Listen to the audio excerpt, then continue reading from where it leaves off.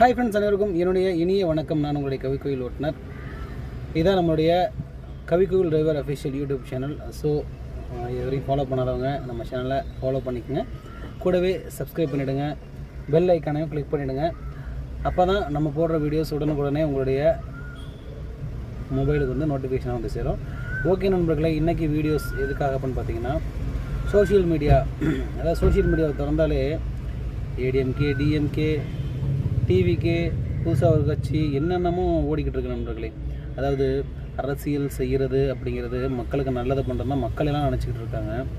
ஆனால் நல்லதை நான் மட்டும்தான் பண்ணுவேன், மற்றவங்க பண்ணக்கூடாதுன்னு சிலர் நினச்சிக்கிட்டு இருக்காங்க.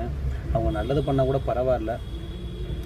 அதை மக்கள் வந்து யாராவது நமக்கு வந்து நல்லது செஞ்சிட மாட்டாங்களா, நமக்கு ஒரு நல்ல தலைவர் அமைச்ச மாட்டாங்கன்னு யோசிச்சுக்கிட்டு இயங்கிக்கிட்டு இருக்காங்க. அந்த நேரத்தில் நான் தான்ட்டு எல்லாருமே வர்றாங்க. ஒரே கோரிக்கை தான், மக்களுக்கு நல்லது பண்ணுங்கள், ஒன்றா இருந்து பண்ணுங்கள். அது எந்த கட்சின்லாம் தேவையில்லை எங்களுக்கு.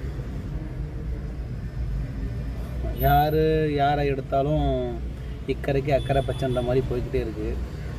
நீ வந்து இவ்வளோ செஞ்ச, நான் நல்லது செய்கிறேன்னு வந்தால் சில விஷயங்கள் அதுலேயும் போட்டி பொறாமைகள் இருக்குது.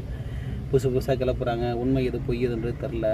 சமூக வலைதளம் திருட்டு சமூக வலைதளம் மாறிக்கிட்டு இருக்குது.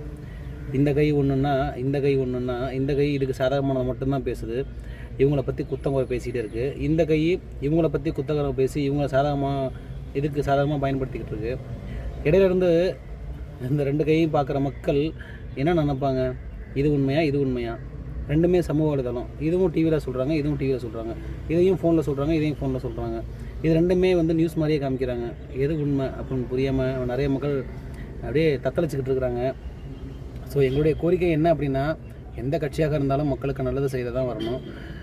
சம்பாதிக்கிறேன் நாம தான் சம்பாதிக்கணும் அந்த எண்ணங்கள் யாரும் வச்சுக்காதீங்க.